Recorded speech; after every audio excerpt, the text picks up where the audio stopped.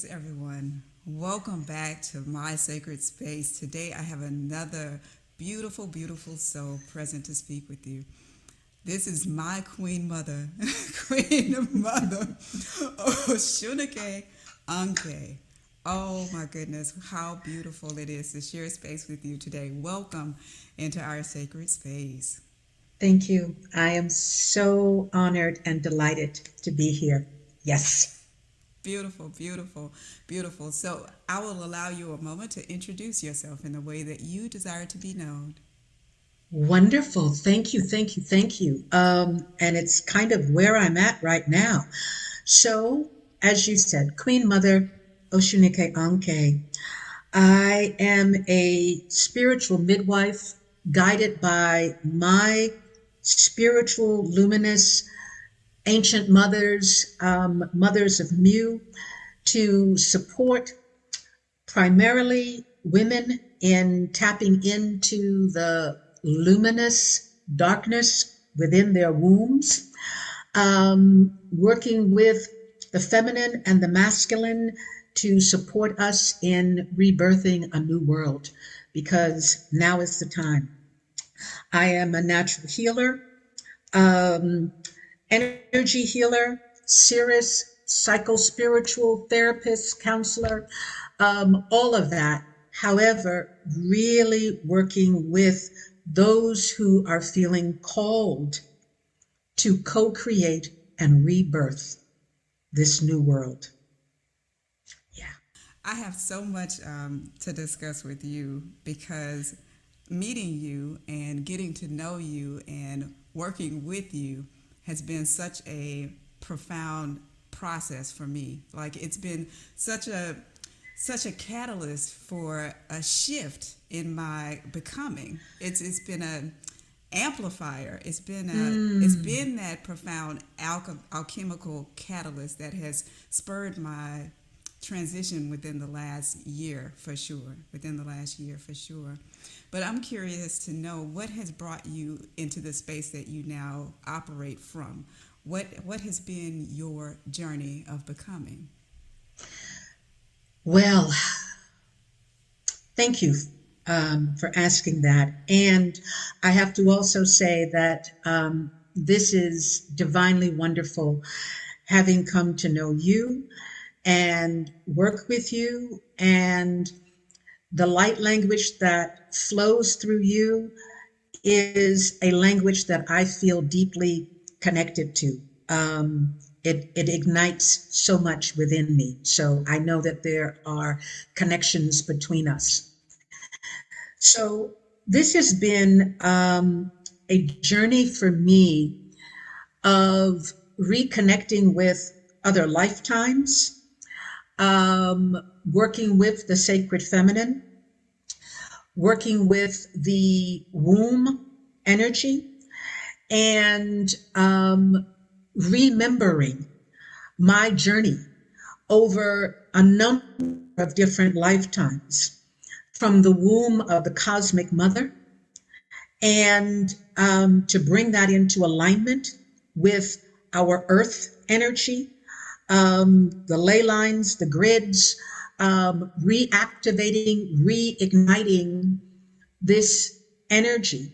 And I had to first start doing that with myself many years ago, remembering who I am, and coming in from the luminous darkness, and then supporting others along their journey and coming into their, as you say, luminosity.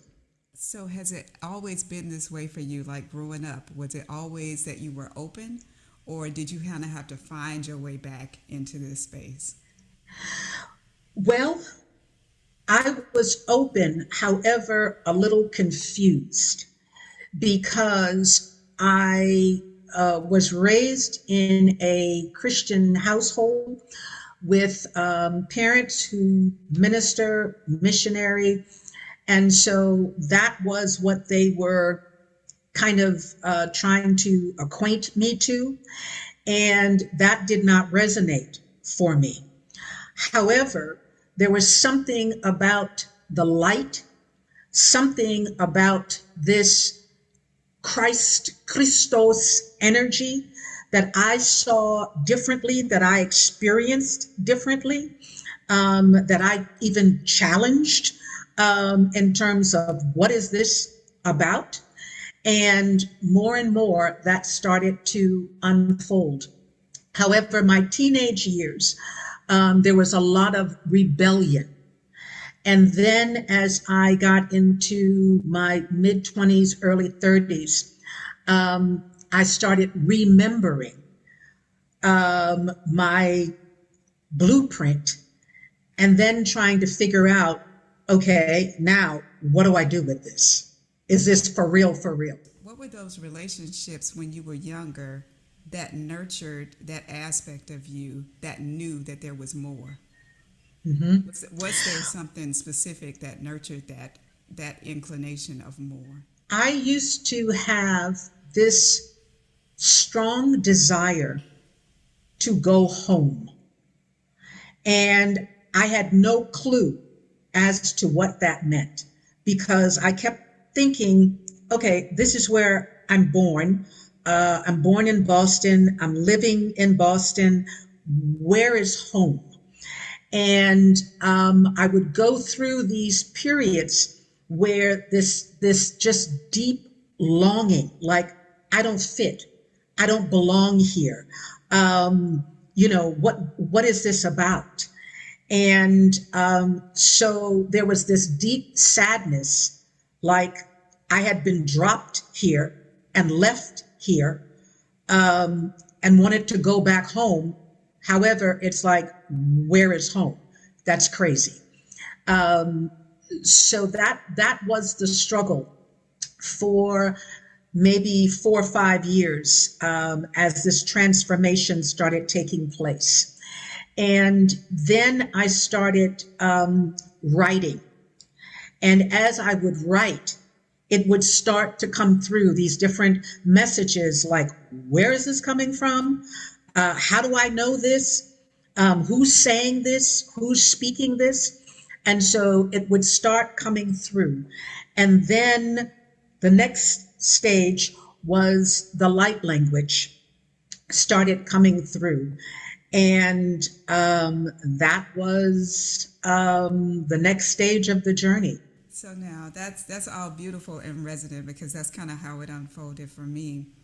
But my curiosity is, how did you know to trust what you were receiving? How did you learn to trust what you were receiving? Because I know that many people think they're hearing from their guides, but they're not sure if it's a guide, if it's their higher knowing, if it's them just making stuff up, right? Yeah.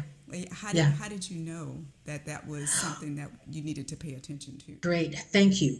In the beginning, I did not know. And I thought, I was making all of this up. But what I attached it to was my writing. So it was like, oh, well, I'm just going to write about this. I'm writing these stories about, these different beings and what have you, and trying to weave it into regular, normal people and what have you. So it sparked a lot of my creativity. And I began to play with that in a creative, artistic way.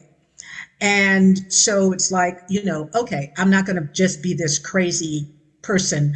I'm going to make these characters who kind of stand out and, otherworldly, what have you. So in my poetry and some of the short stories that I would write, that's how I was able to accept it in this creative way. I would sometimes be on the bus or a train, and all of a sudden I would look at someone, and the next thing I knew, I was getting this download about them. And, I was trying to figure out where is that coming from? So then I turned it into a character. Okay, let me write about this person as this character. on the train who is struggling with whatever, whatever, whatever, whatever. And that is how I dealt with it and did not wind up in a mental institution in the beginning. And then, then I started being introduced to certain people that had these skills and abilities, and they would then tell me different things about me. And then I'm trying to figure out, okay, how did they know that? Wow. Okay. And then I started being attracted to certain books that explained different things. And then the mothers started speaking through me. And that was when I was like, okay, I'm going to have to get on board. That's beautiful. That's beautiful because it speaks to the power of our creativity, that intuitive side of us, guiding us back into remembrance of who we truly are, right? That's Yes. a beautiful thing. That's a beautiful thing because many artists, and I can speak for myself and say that my impetus to create came from someplace else. I never knew quite where, but when I followed it, I realized that through the process of creation, I was basically teaching my logical mind a thing. It's like creating motorcycles, creating art, all of these things Yes. tied back to something in the rational world that helped me understand the rational or the logical mind. Exactly. That's kind of how these things go. Exactly. Wow. As they say, can't make this up. You can't. No, you can't. No, So no. you mentioned you started to speak the light language. How did that come on for you? Well, it's interesting. I was again questioning, where was this home that I wanted to go to? And sometimes when I would go into take a shower, I would get in the shower, and as the water would, start pouring over me, I'd start crying. And the next thing I know, this language started coming through. And I would stop crying, like, what's going on? And at first, I got really nervous because I thought, oh no, am I speaking in tongues? Even though I've rebelled against, the church and God and all of that, am I speaking in tongues? And then it's like, no, this doesn't sound like what I was used to hearing in the church. This sounds like something else, and this feels like something else. And so I would say probably the first 6 to 8 months as this would come through, it only came through when I was in the shower. And there was one time when I said, I'm going to see if I can record this so that I can go back and listen to it.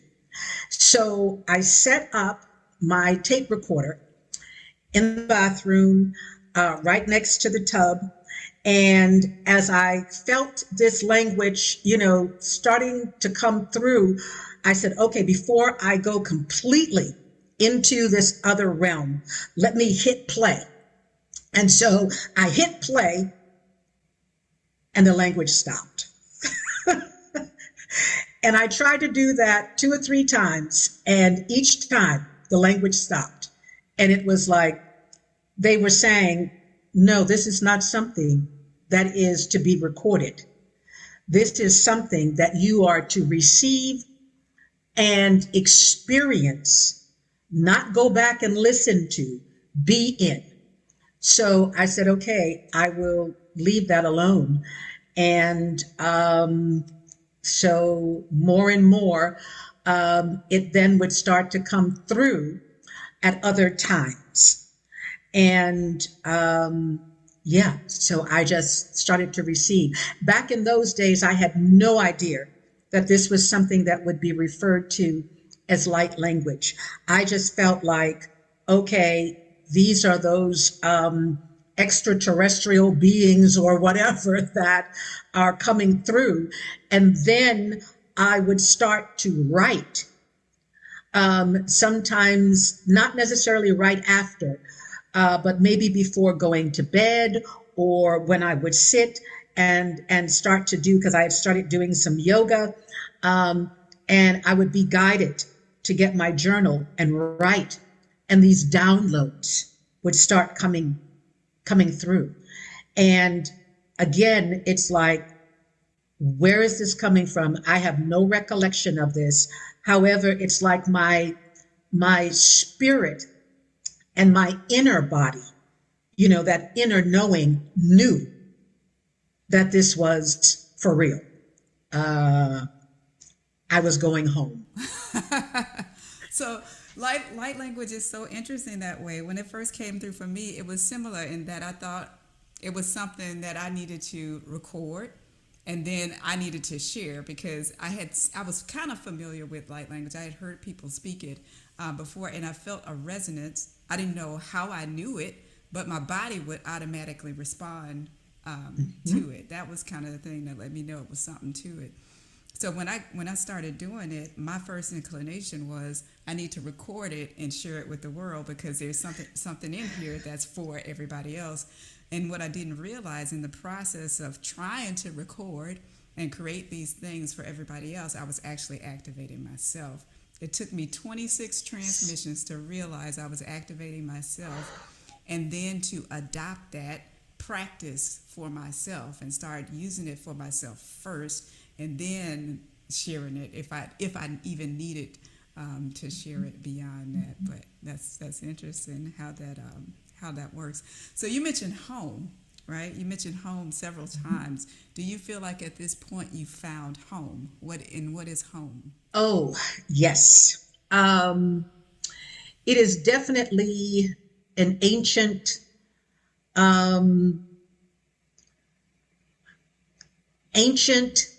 as well as new space, time that is also not connected to any space and time. It is beyond. And when I first had the conscious experience of returning home, it was a state of bliss and harmony and divinity, and darkness bringing forth light. And it was definitely otherworldly. However, it was so familiar. There was this part of me that did not want to leave it. And, almost like people when they have their near-death experiences, and they go into those other realms, and it's like, oh, yes, this is magnificent. No, I'm good. I'm good where I'm at. So that was a restful space that also, when I would return back to my physical awareness, I had some curiosity in terms of names, like, okay, what's the name of this? Where is this? Is this what, they call heaven? Where did I just go?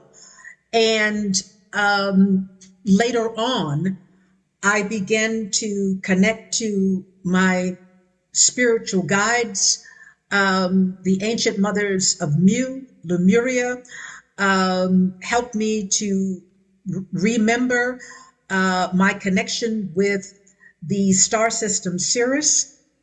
However, the beauty of it, as I started listening and downloading, was that we have these names that have been given. However, this was a nameless portal that I was remembering, re-experiencing, coming through, and being called forth as one of the creator gods, goddesses, beings. And at the time the term, the Elohim, came through, and I wrote that down. I didn't even know how to spell that back then. It's like, what is an Elohim? How do you spell that? We didn't have Google back then, so I had to try to find that in a dictionary, and it was terrifying. However, I knew it. So there was this part of me that was like, okay, yeah, all right. Yeah, now what? So, and then my conscious journey began in terms of the now what. That's awesome, and I love that you shared that, because one of the things that has come to my awareness is how our naming or the labels that we use is so limiting to what these things really are. I mean, what this whole thing, this divinity itself, source, all of it is, right? To attempt to contextualize it by virtue of a name, it does it a disservice. It does you a disservice, right? Yes, exactly. In the grand scheme of things, it's so limiting. So when I tap into that stream, what I get now is, we are that which cannot be named. We are that which cannot be named, right? See, thank you. That which exists without naming, because to put a name on it is to limit it, to personify it, because you hear people all the time say God and He will make a way. Well, you just personified God. You just made God a man, right? Absolutely, Right? absolutely. And God is not even. You can't personify No. the field, the fabric of creation, right? Ooh, the That's fabric of creation. Yeah. No, we cannot. We cannot. And that endless, the closest I could come to defining it was portal. Another term we have for it, gateway, what have you. And what I later associated it with is the universal womb of consciousness. It's like when you're the baby inside the womb and you have everything that you need, and there's no thing, all of that. And then at some point, bam, okay, human stuff starts. Okay, you're going to get pushed, you're going to get shoved, you got to go through this, that, and the other. And so that was my experience for a long time, when I was able to return, reconnect, re-be in that open, closed nothingness. It was incredible.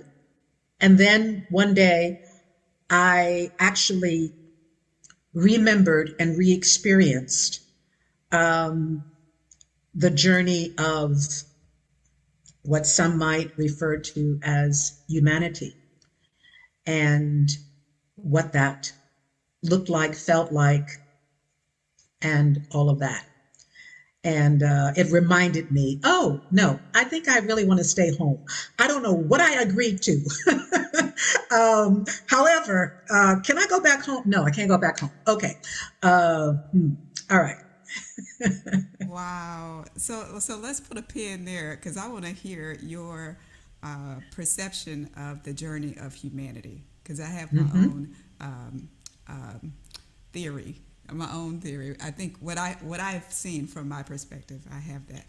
But let's go back to the womb, because in speaking with you and doing all of the meditations with you, the meditation that you've led and stuff, was I connected to that mother-child relationship. You mentioned womb, and it took me to that space, mother-child relationship, and I didn't realize, like, we all have moms, but I didn't realize the gravity of that relationship in relationship to all other relationships. I never made that connection until after we connected, and I would hear you speak about different things. And somewhere along the lines, there was this thread that was weaving, and all of a sudden the light bulb went off, and it clicked for me. Oh my God, it's the same thing. It's the same energy, just personified in this mother-child dynamic. Can you speak to that relation, the importance, the dynamics around that relationship, and how that relates to our understanding of our connectedness with Source? Ooh, yes. So this birthing process, this creation process, is something that my experience has been is a part of the universal cosmic essence of beingness. Everything goes through that process of being in a womb central birthing space place, that comes from this nothingness. And so the human physical, as well as the animal, plant, what have you, all goes through this process now on this more mundane level. So that open nothing portal is a reclamation of the physical womb that brings forth life. Now, one of the challenges is that as we're bringing forth life, we're also bringing forth all of the intergenerational challenges, dramas, traumas, other lifetimes, all of those different things are encased within our cellular being. And whether, it's DNA, I oftentimes refer to it as our womb blueprint that can go back 7 generations and other lifetimes and the star system, all of that. And those are the things that we have consciously forgotten, a part of the unconscious. And so oftentimes we may be on a spiritual journey. We have these spiritual episodes of enlightenment and this, that, and the other, and want to connect with the God, goddess, the universe, that womb of darkness. Yes, yes, yes. But our relationships with our mama, grandmama, last lifetime, all that are jacked up.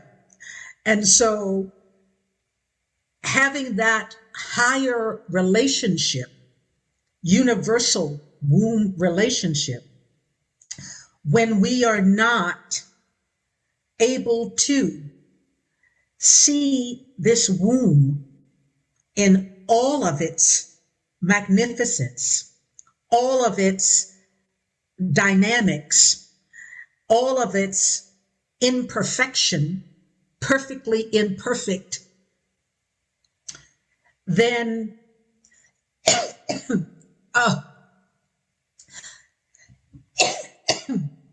wow, I feel things coming through. Whew. Whew. Then we are not, okay, ancient ones, what are you trying to say? We are not honoring the full source of our magnitude, magnificence, our universal journey. we're not honoring that. And when we're able to, on the mundane, and bring that together, then we can understand and know and remember our purpose, our relationship with this soul group, this soul tribe, these other lifetimes, all of that. And we're able to release that and not continue passing that on. So, whew, that cosmic womb, those messages, unfortunately, they get diverted oftentimes within the physical womb. And, birth, we wind up forgetting who we are. We wind up forgetting that journey. And sometimes we're able to hold on to it, but then our parents, family, our culture, all of that says, get over yourself. Stop saying that. That's what Auntie so-and-so did and said, and they put her in a sane asylum. No, that's what them witches do. So all of that gets pushed aside, and the true magnificence, understanding this that we are this catalyst for transformation and illumination, whew, is a major part of this journey. Beautiful, beautiful. One of the things that was so pivotal for me was doing that intergenerational womb meditation that you led. And when I first got it, I thought to myself, why do I need to do this? Why I came out of the womb? Why do I need to go back?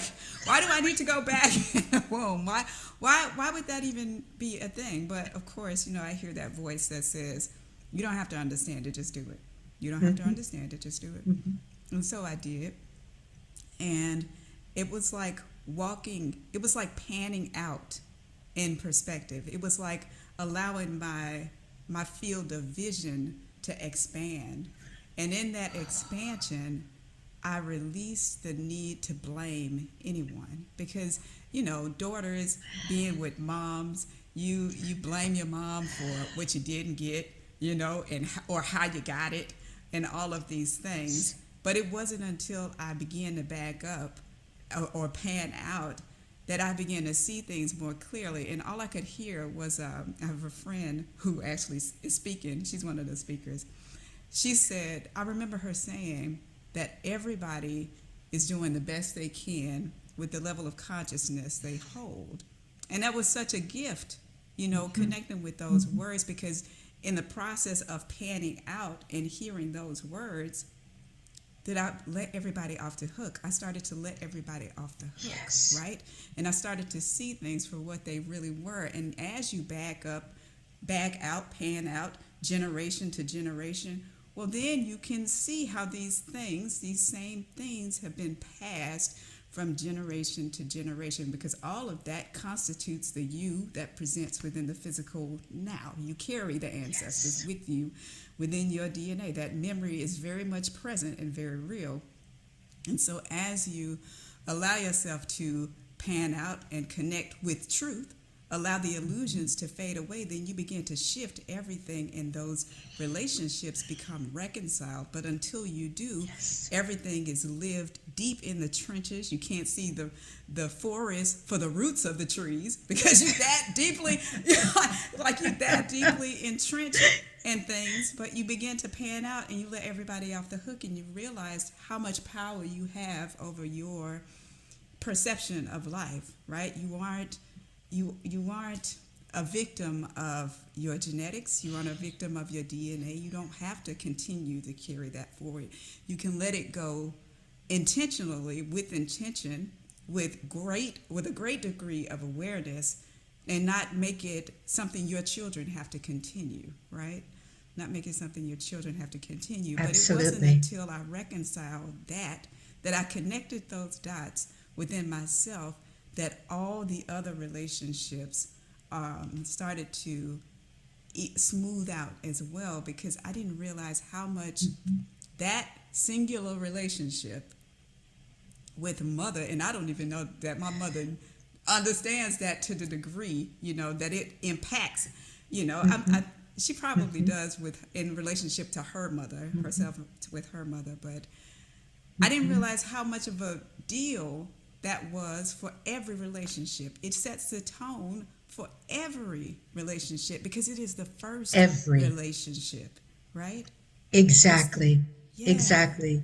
It is the first relationship that we are able to know and live our identity, Yeah. and how that identity gets shaped and processed and all of that. So you are so right on. And oftentimes when we're able to do that and step into a place of divine compassion, divine empathy, divine forgiveness, when we're able to do that, not only is that released from our cellular being, like you said, then we don't have to worry about passing that on. And oftentimes, those in relationship with us start picking up stuff and start making shifts and changes, whether they know it or not, or know where it's coming from. It's like, they're all of a sudden starting to feel something that, it's like, I don't know where this is coming from. So yes, it's for real and it really works. Also, in addition to that, I would say for myself, I've always been that one that has been very much aware, but I didn't necessarily know how to live that, how to bring it down to earth. And connecting with the womb space is that thing that grounded me, assisted me in grounding, Yes. right? It's like Yes. it's that thing that missing piece, that piece that I had always been looking for to settle me into my body, to allow me to fully connect with my body. And I think a lot of people miss that, because not just connecting with the physical body, but connecting with the energies of the body, the sexual energy in particular, because that's something we're so taboo about as a society that many people end up missing. Yeah. Yes. Absolutely. And as you're speaking, when we are able to reignite that sexual energy and take that energy and allow it to lift us and raise us and reconnect us to that cosmic womb, that is true bliss and splendor. So much of the sexual energy that we have become connected to, and yeah, it feels good and all of that. However, when we're able to really allow that energy to take us back into, not even back, take us into, because it's already a part of who we are. That is when we are also able to tune in to our higher knowing and our higher consciousness, and be able to consciously manifest at a much higher frequency that we are here to bring forth. Yes, Yeah. absolutely. That's a practice, and a lot of people will hear us say that, and they won't understand it because there's no degree of control. I don't know what the word is I'm looking for. There's no discipline over the body functions, for lack of a better word, right? There's no Yes. discipline. But when you learn to get in the center, breathe into the center of your energies and everything that you are feeling, then you can use that as a vehicle to ascend the the ladder, to climb the ladder to ascension Yes. to the higher states Yes. of being. Yeah, yeah. Absolutely. Do Absolutely. you have practical ways to do that? Because I know for myself the way that I do that, not many people can sit with that. When those sexual Mm-hmm. urges, when that sexual energy comes, I can Mm-hmm. sit and just feel into the center of it, and literally Yes. just allow myself to center, and it's almost like levitating within your body. You begin to levitate within your body, and you just go places. I can't even describe it from that point, because I don't think Absolutely. words do that justice, No, right? words don't do it justice. Yeah. The closest word that I have connected to that is splendor. Um, to be able to be in a state of splendor. Um, and first and foremost, um, especially for women, reconnecting with, I love to use the Hindu term yoni, that number one, we have to honor and recognize that this yoni is absolutely sacred, mystical, magical, and can guide us on the journey home. And so honoring that is the first and foremost. Also, working with breath, working with visualization, visualizing what the yoni looks like, feels like, all of those things, because I often say that usually our partners and our gynecologists know more about our yonis than we do. And so when you start a relationship from this sacred space with your yoni, that's not just about, oh, how am I going to turn myself on? How am I going to bring about pleasure? When you acknowledge that this is a portal, a universal portal that is designed, that is the replica of the universal portal that gives birth to everything, that ain't no joke. That's some power. It is. It is. It is very much so. And it's from my perspective, it's how we begin to manifest, how we begin to use our power to manifest. Because in those Yes. states, if you are once you become practiced and you hone in on your craft, so to speak, you can begin to envision what you want, what you desire to create, and it's like you become the portal for birthing that. So you Absolutely. are allowing conception to take place by virtue of your own focused intention, and it's a very beautiful thing. It's borderline magical, but it's no magic about it. It's just how we operate as humans, right? Exactly. Yeah. Exactly. That is who we are, and that is why we are. And the more that we can come into alignment with that consciously, because we are manifesting regularly, we're manifesting. We're just not necessarily conscious that these are the thoughts that we're working with, these are the wishes that we're putting out there. However, the frequency is out of alignment, or it's connected to all of the other unresolved trauma, um, frustrations, sadness, grief, unrealized potential, all of these different things. And so that is what we're continuing to play out over and over and over again.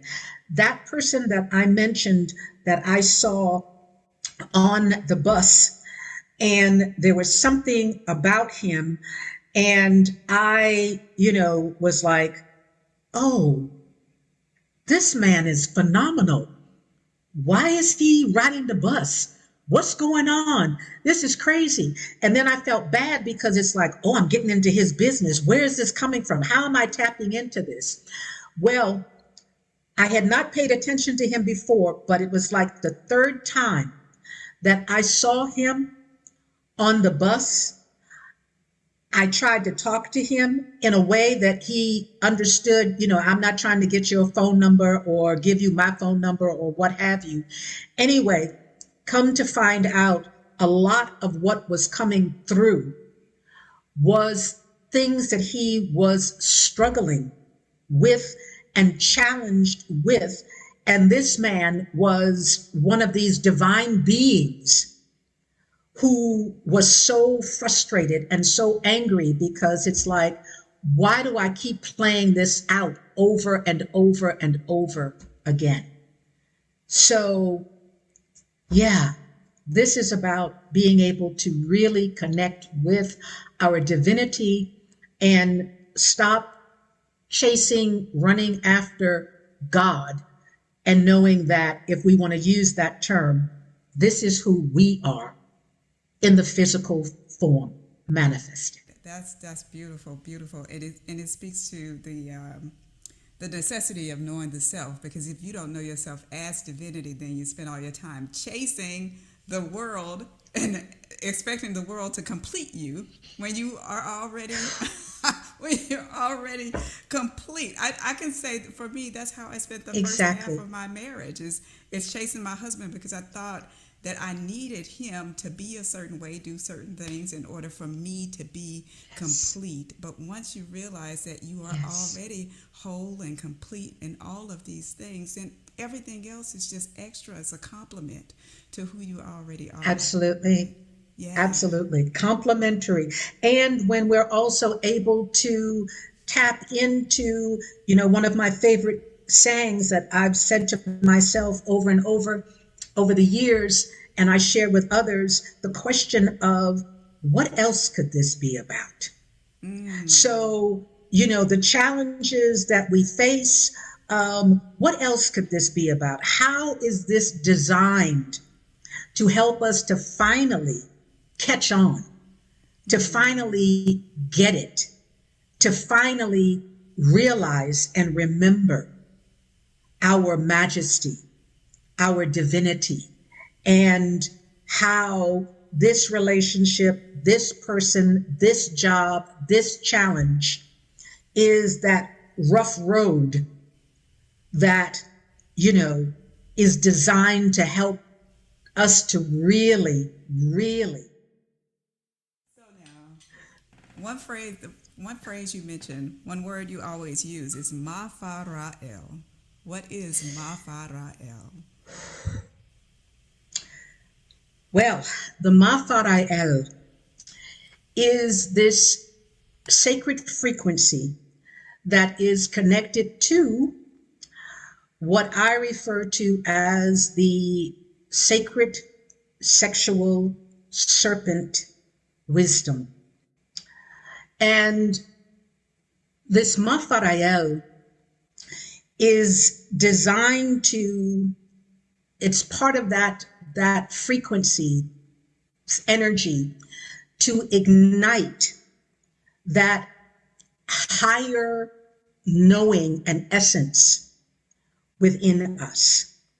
When I first was brought back into the remembrance of this Mafara'el energy, and how it was utilized in a lifetime when I was a woman priestess, ignited with this energy.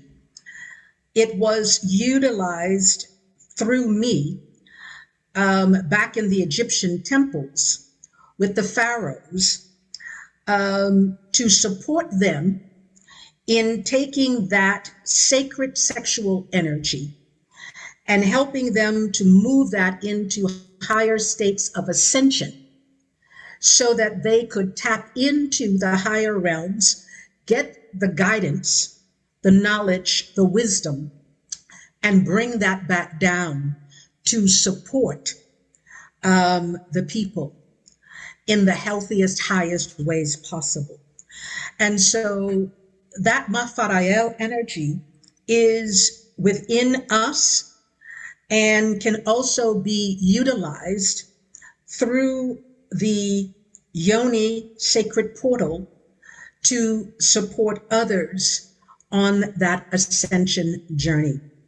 As you mentioned earlier, moving into those higher planes, utilizing this energy for that journey. Yeah. So do you feel like you in your relationship with Baba, many people are seeking that divine counterpart. Do you feel like he was that divine counterpart and you served as that impetus for his ascension? Do you feel Absolutely. that? Absolutely. It was all divinely orchestrated on the mundane. I was blessed to reconnect with him after other lifetimes of being together. He was my twin flame, as that term is, one soul connected. And as I was experiencing my journeys into the cosmic realm, that is when I remembered his essence, our soul connection, our cellular beingness.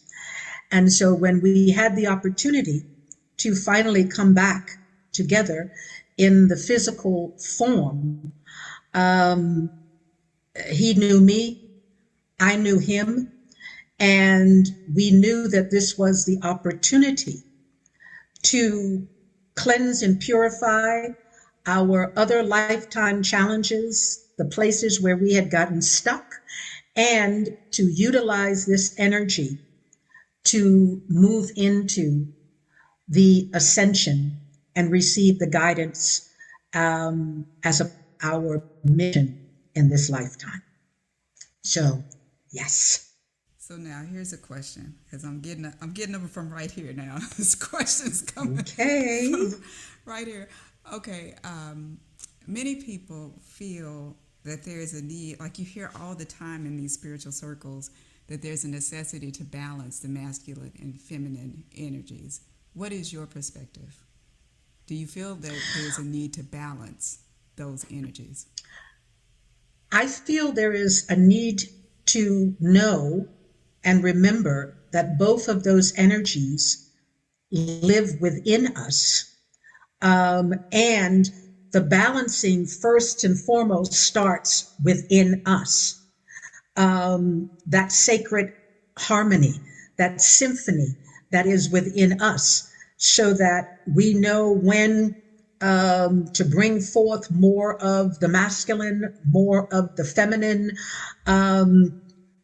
that it's a harmonious journey starting within us. And then being able to draw and attract our healthy counterparts that can also honor that within themselves and honor that within each other based on supposedly what your gender is. So just because you're this particular gender does not mean that you have to be subservient, or just because you're this particular gender does not mean you have to be the boss.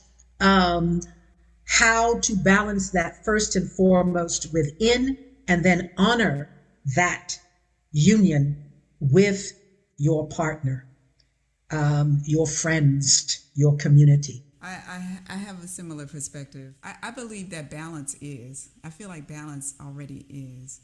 The call is surrendering, because once you surrender to your truth, then alignment takes place. So you don't have to focus so much on trying to balance it. I think that's where we get in the way of ourselves, is thinking that we need to do these things. I need to do this thing a certain amount, and I need to do this thing a certain amount. I need to be this way some of the time, and I need to balance that by being this way, much of the time. There's this thing that I need to consciously manage that, but that's not the case as I perceive it. I feel like the necessity is just surrendering to the truth of self and allowing Absolutely. the alignment and the balance to take place. Yeah. Absolutely. I mean, that's when we are allowing ourselves to be in the full harmony Yeah. of who we are and our true essence, and how that shows up, when it shows up, how it shows up, why it shows up. Yeah. So now serpents. Let's talk about serpents, because many people have issue with serpent. Talking about serpents because they immediately equate that with their vision of Satan, or their projection of what Satan is, in biblical terms. How would you suggest helping people to overcome that misconception, that misperception, right? Yes. Yes. Well, first and foremost, as you said, in terms of the biblical misconception of what the serpent is, it is associated with sexual energy. And then, the story with Eve and how she used that sexual energy in the bad way against Adam and all of that stuff.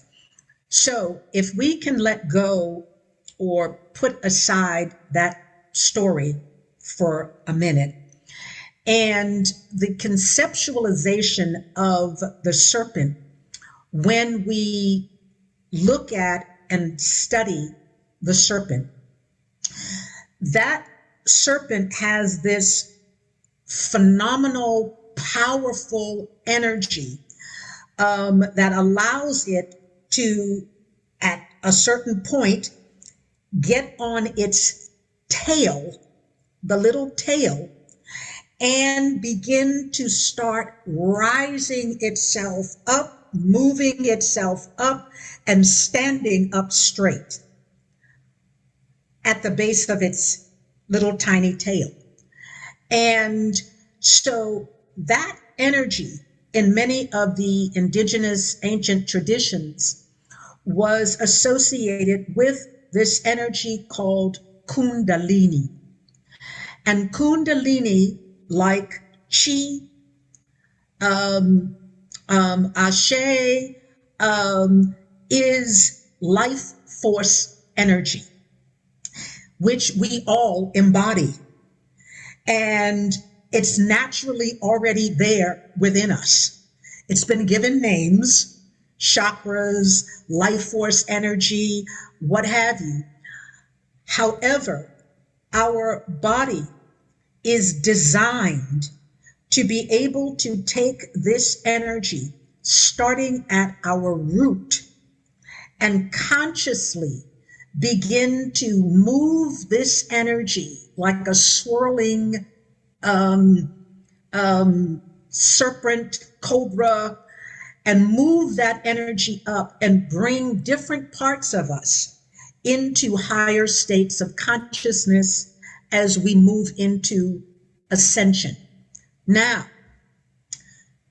the other part of that, which goes back to what we were talking about, is how the sexual energy oftentimes is utilized in unhealthy, destructive, negative ways. And so sex becomes equated with bad unless you are in this characterization of it, as a couple that is, honoring the spiritual traditions and, going to use this primarily for having babies and, what have you. Other than that, it's seen as horrific, horrible, Satan, the devil, all of that. So those concepts are out of context. And again, when we're able to take this natural life force energy and consciously move it through our body from our root to our crown, then we are able to experience higher, healthier magnitudes of who we truly are and where we can really go. You know, I think about the snakes and what they represent, and the way that they shed. They represent transition, change, and all of these things. But you think Yes. about a snake, and people see the negative side of snakes, and I can understand why. It's because they can be vicious in their bite, but they only bite when they are provoked. If you think about a snake, it has a right to be defensive because it has no arms. It has no means of defense other than its Absolutely. bite, right? No means of defense. Absolutely. So if you are handling Absolutely. a snake, it has to feel safe, right? It has to feel safe in order to respond in a safe way. But other than that, it's gonna snap back at you, right? It's gonna snap back Right. at you. Yeah. Right. It's And just the other way that I had come to learn about snakes protecting themselves, especially those extremely big ones, yeah, that they can also wrap themselves around you yeah, and in many ways cut off your life force energy, strangle you. But again, this is how they protect themselves. They right. don't have arms, they don't have legs. Um, you know, yeah, they might be able to run, but, they're going to be wiggling along on the ground. So, yeah, Yeah, yeah. yeah. Interesting. But to be Interesting. able to go from being on the ground, they represent that balance Yeah, of earth and sky, to be able to be on the ground yeah, and to also be able to stand tall. um, that's pretty phenomenal, and yeah. have the And strength to do both. right, and then that's where you get the moniker, the feathered serpent, the serpent who has Yes, risen, the serpent who has ascended. absolutely. Interesting. Yeah. Nice. Well, anything that you have coming up that you would like to share, or anything that you feel that you would like to share that hasn't been shared so far? Well, I definitely would like to encourage those who may be interested, that they can find so much of my life journey in my memoir that is, now audio book. And you, my dear, supported me in that process of incorporating some powerful sound frequencies, that are designed to support the listener in raising their vibration and their frequency. So, Tapestry of My Soul, Rebirthing the Sacred Sexual Feminine Mysteries, is on audiobook on Amazon and, Apple. And I also will be hosting in March, for the spring, a wonderful Sacred Sexual Igniter weekend, where this is an opportunity to really tap into our sacred womb energy and, reignite after cleansing and purifying so that we can, consciously begin that ascension journey. I'm also available to support those who feel called, as part of the 1 Million Wombs United journey. Individual sessions, group sessions, transmissions that, will be coming through, while I'm on my journey starting next week, going to Egypt, to the pyramids, and bringing some of those transmissions back, from the Mafa Ra'el. So that's what I have going on, and I would love to share. The Tapestry of My Soul, that's such a powerful read. I felt like it was an initiation. You have these books. Some books are not just books. Some books are literal portals, and you open them up and you end up having just an experience that you cannot explain, an otherworldly experience. And that's what this book was for me. And then working with you to do the sound, the addition of the sound effects for the audio book, that takes it to a whole other level. That it becomes something other. It's more than just hearing an audio book. It's like on the level of an activation, on the level of a Absolutely activation. It is absolutely extremely moving. Yes. And to have you, thank you, because I remember, sometimes I would share something with you and you would say, okay, and I'm receiving that such and such and such and such.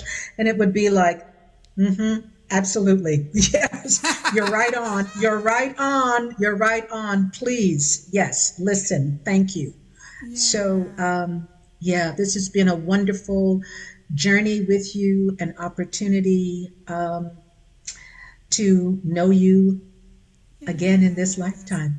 Yes, beautiful, beautiful. This has been a great conversation. I love this conversation because it's one of the conversations that you don't get to hear a lot, and but that's very necessary, because the things that I've come to, the things that have come to my awareness since knowing you have been the things that I have needed to settle myself into physicality. Like I've had all the other things, like all the magic is going on, but that inability to ground it and be able to speak it, live it in such a way that it feels natural, that it feels normal, that I am settled in my body, my humanness, right? That I can settle myself in my humanness.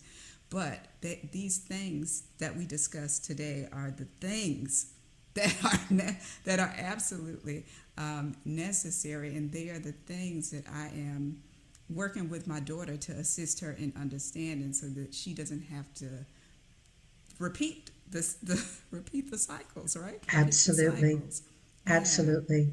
And those children that you have are so phenomenal and are back here to really co-create and rebirth a whole new world. Thank you for gifting us with them.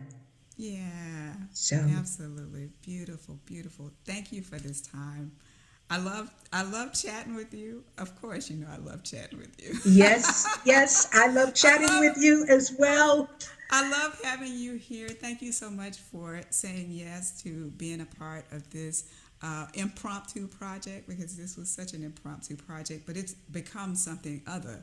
It's become a great, it's a profound gift is what it is. For anybody who might have the opportunity to sit with it and really, really receive all that's present. So I'm grateful to you. Well, I'm so grateful that you are listening and you have put this together, and I look forward to listening to the other ones that you will be communing with. This is the time. This is the time. Beautiful. Thank you so much. Hear us. Our presence carries with it the emanation of divine light, the omnipotent, omniscient omnipresence, which, of the very nature of its being, sustains all life as life itself. Of this, know, our presence is not without cause, our presence not without purpose, for our being wills to light the way of highest realization for the whole. Our light is our being. As divine presence, we are here as the eternal light and life which colors our world. open on all levels, across all planes, through all dimensions. Divine light is without fear. Divine light is without prejudice. Divine light, of which we live and breathe, is our being. Grant yourself permission to know. We of the All are the omnipotent, omnipresent, omniscient divine force as unique expressions of love.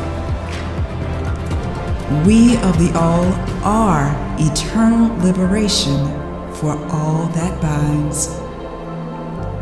And we of the All are not veiled. Know us. Know thyself.